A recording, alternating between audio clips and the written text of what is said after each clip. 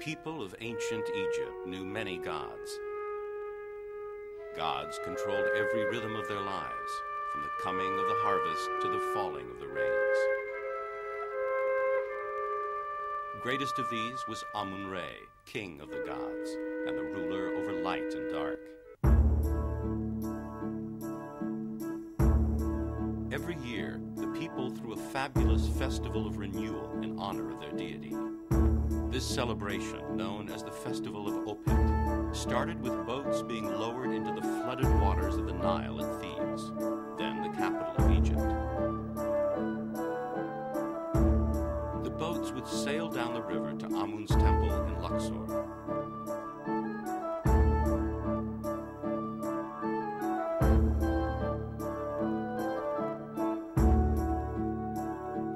At the head of the procession was a richly decorated boat devoted to the king of gods.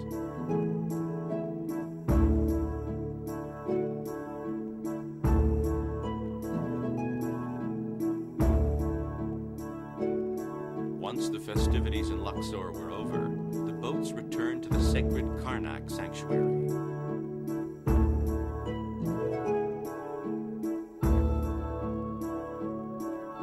At the procession's climax, they made down a long avenue lined with sphinxes, which led back to Amun-Re's temple.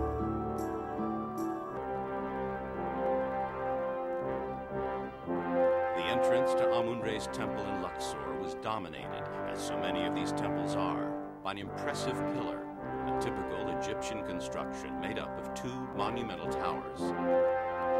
Two obelisks and colossal statues stood here. One of these is the pharaoh Ramses II, who had a number of notable monuments and temples built during his reign,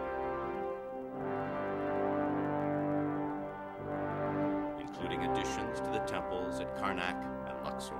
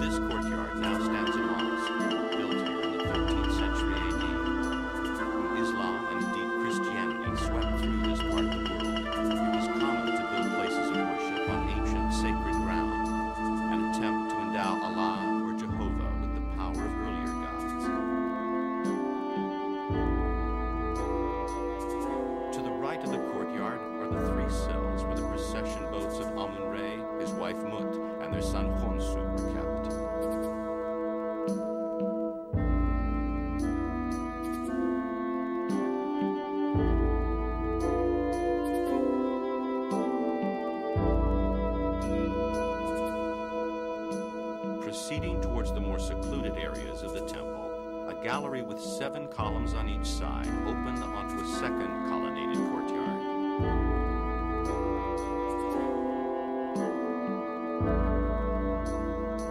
This was followed by a room with high columns which led to the smallest and most secret room in the temple.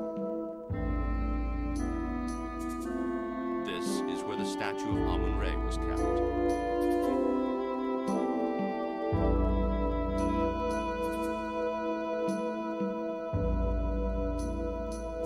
This long corridor, slowly decreasing in width and height, leading to the statue of the god, is characteristic of ancient Egyptian temples. Amun-Re was tended to every day by the Theban ministers. Every morning, the mighty god was bathed, dressed, and anointed with incense. Offerings were laid at his feet.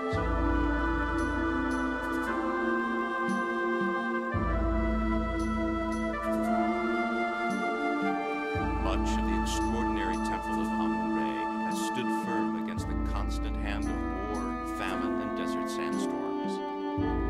A testament to the enduring power of the ancient Egyptians.